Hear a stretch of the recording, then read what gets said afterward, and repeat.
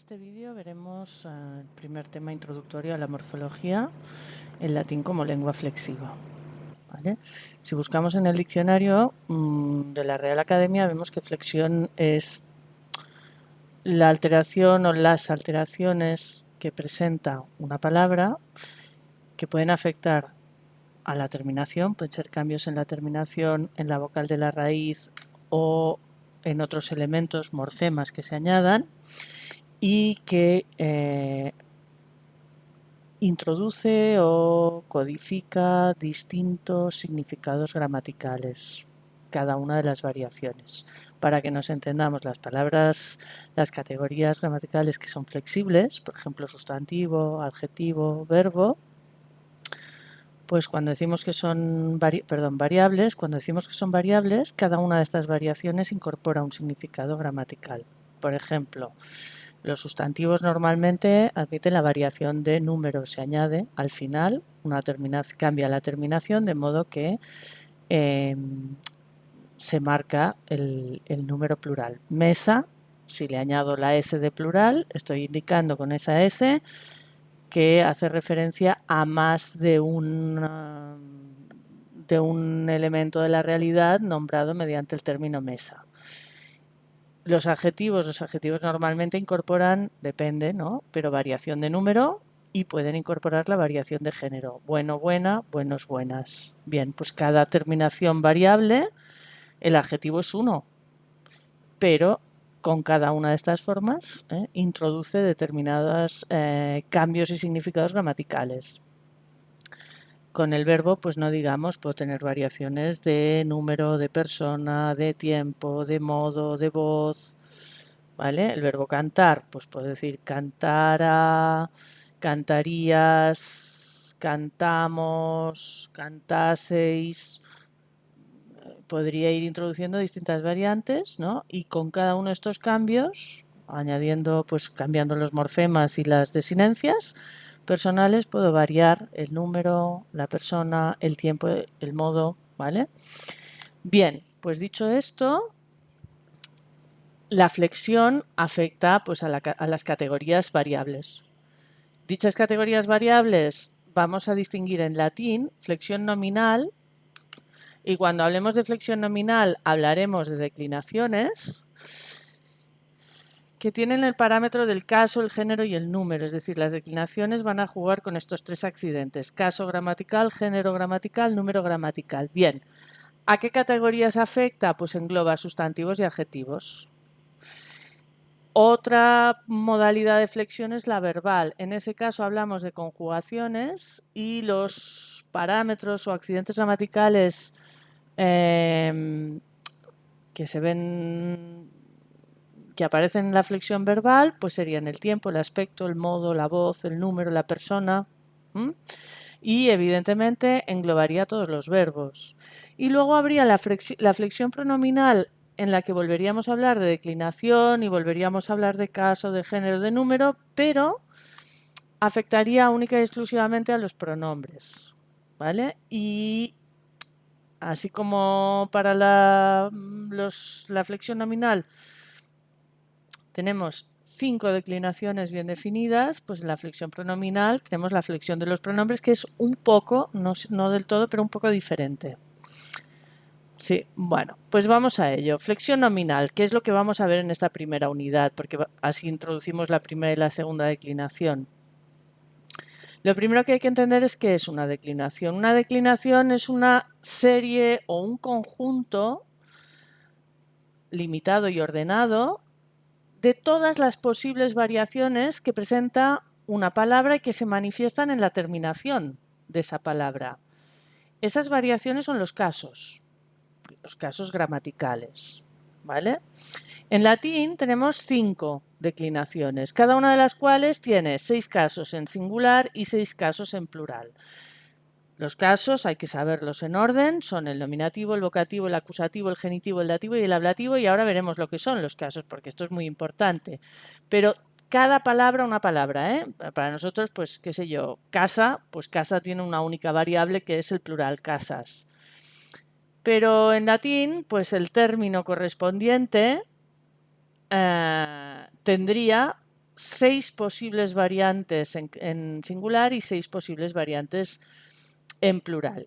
Y las 12 variantes resultantes serían una sola palabra, formarían el juego de desinencias o determinaciones, mejor dicho, de esa palabra. ¿Vale? Entonces, ¿qué es un caso gramatical? Bueno, pues un caso gramatical no deja de ser un indicador de función gramatical. ¿Por qué tengo casos en latín? Pues porque cada caso se especializa en la expresión de una o varias funciones sintácticas. Recordemos, funciones sintácticas pues pueden ser el sujeto, el complemento directo, el indirecto, el complemento del nombre, el circunstancial, el agente. Todo esto son funciones. ¿Cómo las expreso? Bueno, en castellano muchas veces depende de la posición que ocupa el sintagma en la oración y luego de la presencia de preposiciones o no. ¿Vale? En latín, en realidad es mucho más costoso al principio cuando hay que aprenderse las declinaciones, pero luego una vez se saben, la sintaxis puede resultar más clara porque tienen muchas indicaciones de función sintáctica. ¿Vale? Entonces, en esta tabla lo que vemos es la relación entre el caso y la función sintáctica. Caso nominativo siempre es un caso que va sin preposición y lo marco aquí. Esto es importante porque no todas las funciones ni todos los casos pueden llevar preposición, ¿vale? Entonces, el nominativo es un caso que jamás lleva preposición, sea cual sea la función que desempeña. La función principal es la de sujeto del verbo en forma personal, ¿vale? Un sujeto que está en primera persona, segunda persona, tercera persona, del singular o del plural, solo puede llevar el sujeto en nominativo. También puede ser atributo en las oraciones con verbo copulativo, oraciones en forma personal, ¿vale? Puede ser complemento predicativo referido al sujeto y puede ser, siempre voy a tener la posición al caso, ¿vale? Pues puedo tener una posición normalmente al sujeto, pues como el sujeto está en nominativo, pues la posición irá en nominativo. El vocativo se encarga de la función apelativa, entonces pues va a ser función apelativa. También es un caso que jamás lleva preposición y podría tener también una posición al vocativo que la función de aposición no tiene un caso fijo, entonces va siempre concordando en caso con el elemento al que se refiere. Por tanto, si la posición es al vocativo, pues tiene que ir en vocativo. Caso acusativo. El caso acusativo, y esto es importante, puede aparecer con preposición o sin preposición. Entonces, yo he marcado sin preposición las funciones que jamás llevan preposición. Las que no están marcadas pueden ir con preposición o sin preposición, ¿vale? Pero el acusativo, y esto es muy importante, va a ser la función del complemento directo, jamás llevará preposición en latín, puede ser el circunstancial con y sin preposición, puede ser el complemento predicativo referido al sujeto sin preposición, perdón, referido al complemento directo siempre sin preposición, la posición al acusativo siempre sin preposición. Y luego el complemento circunstancial, que es la segunda de las funciones que tenéis aquí marcadas, no lleva que sea sin preposición porque puede ser con preposición y sin preposición. ¿Vale? El genitivo. El genitivo es la función del complemento del nombre y no he puesto que sea sin preposición, normalmente es sin preposición, pero es que en el diccionario aparecen dos preposiciones, que en realidad son dos ablativos que llevarían un complemento del nombre, pero que pues la gramática ha acabado considerando que eran preposiciones de genitivo y son los dos únicos casos. Entonces, por eso no pongo que es sin preposición, pero vamos, que normalmente va a ser sin preposición el genitivo, ¿eh? Lo voy a poner aquí.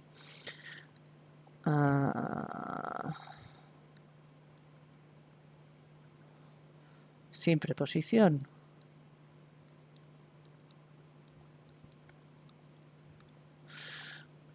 Y la posición al genitivo de existir, pues de estar en la frase, también sería pues un genitivo sin preposición. El dativo siempre sin preposición. Esto nos cuesta un poco porque en castellano el complemento directo lo entendemos normalmente cuando no es un pronombre personal átono, siempre va marcado con la preposición a y tendemos a buscar que vaya con preposición, pero en latín no lleva preposición, lleva la marca de caso y es suficiente. Entonces, puede ser, esta es una tabla simplificada, ¿eh? No estamos haciendo aquí sintaxis de los casos, es para identificar para qué me van a servir estos casos. Bueno, pues el dativo va a ser el caso que va a indicar la función del complemento indirecto. Y si ese complemento indirecto llevase una posición, pues también iría en dativo. ¿Vale?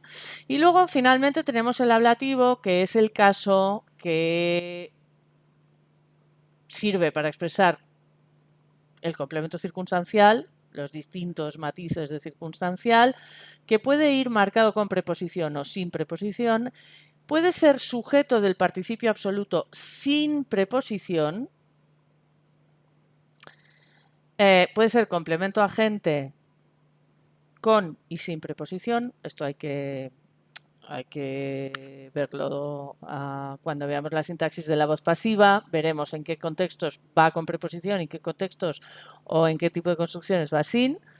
Y luego tenemos la posición al ablativo, pues que iría sin preposición. ¿Vale?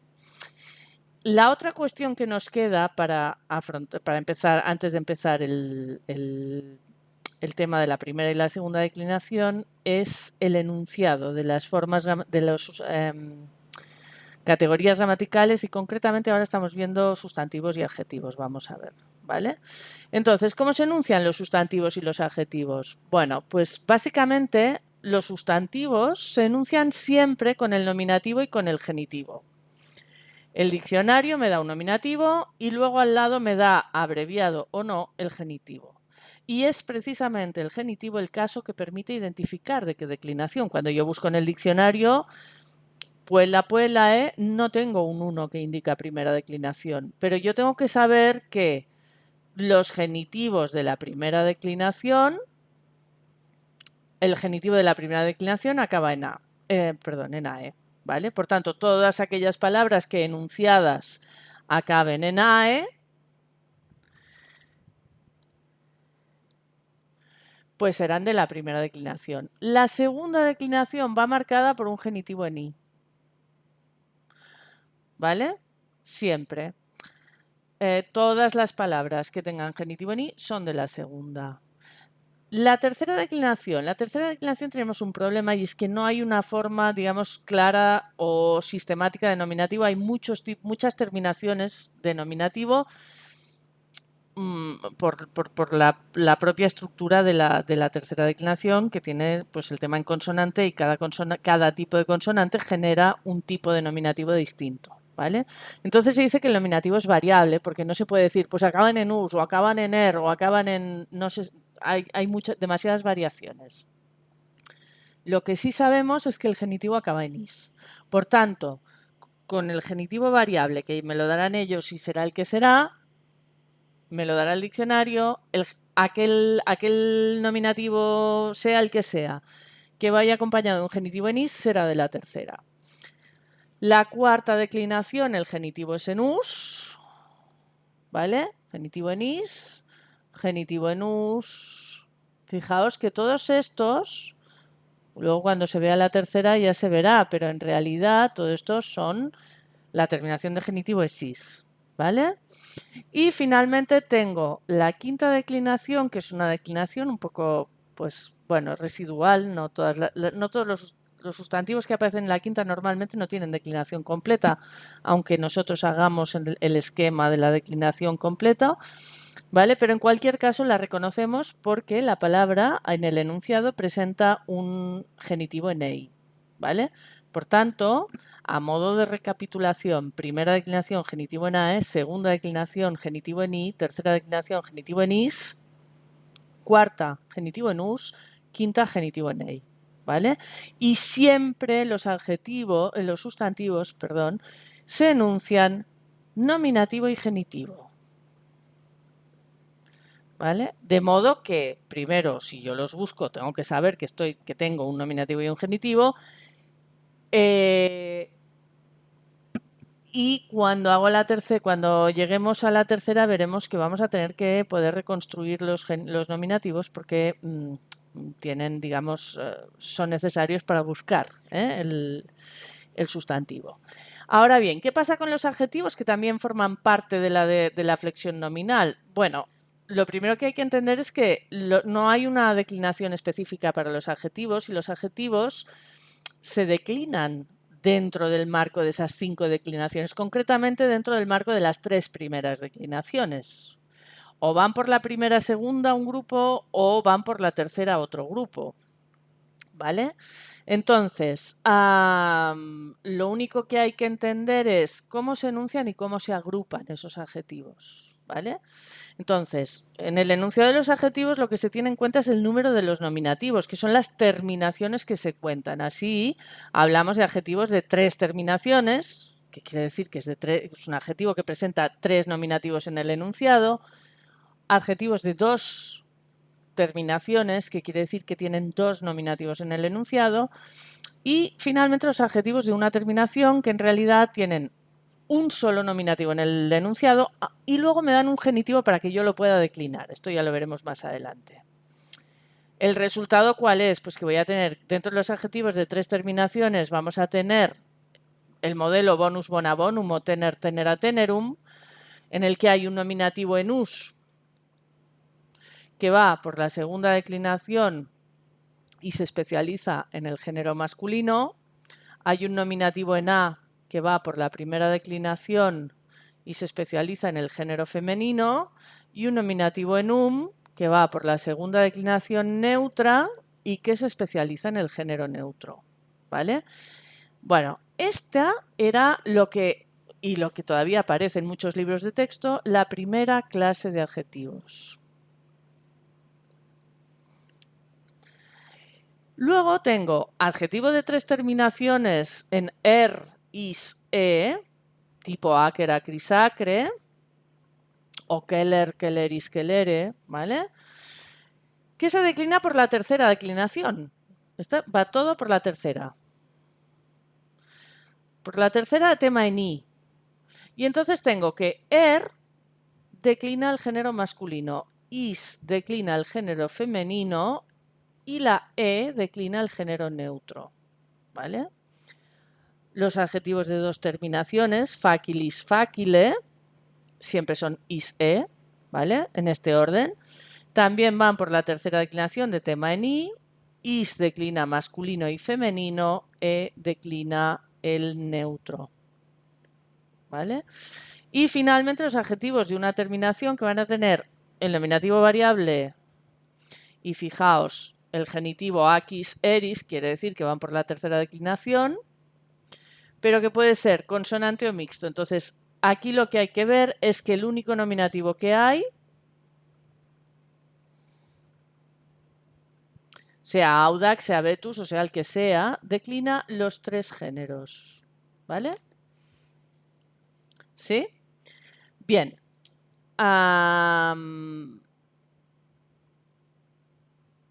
Estos dos de aquí, los dos que van por la tercera de tema en i, es lo que en muchos libros de texto aparece como segunda clase de adjetivos.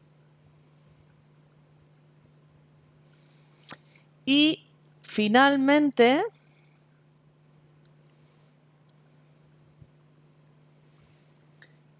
el de una terminación sería lo que aparece en algunos libros como tercera clase de adjetivos. De modo que os lo podéis encontrar de las dos formas, agrupados por las terminaciones o por clases. Entonces la primera clase tendríamos esto. La primera clase sería el modelo bonus bona bonum, donde el primer nominativo va por la segunda y es masculino, el nominativo en a va por la primera y es femenino, el nominativo en va por la segunda neutra. ¿Vale? La segunda clase, sea de 2 o de 3 terminaciones, va por la tercera de tema en i, y la tercera clase pues puede ser mixto, que son la mayoría de hecho, o puede ser de tema consonante.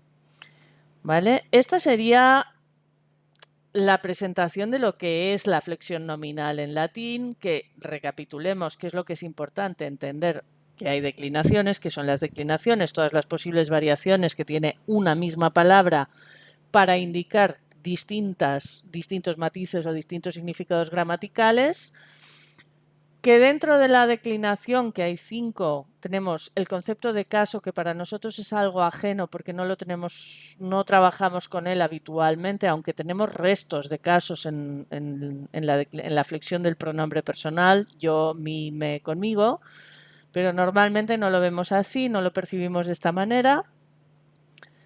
Y lo que hay que entender es que precisamente la variación de caso lo que hace es indicar pues, que una palabra esté funcionando como sujeto del verbo en forma personal, o como complemento directo, o como complemento indirecto, o como complemento del nombre, etcétera, ¿vale? Entonces, bueno, hasta aquí la introducción de esta primera lección. Espero que os sea útil.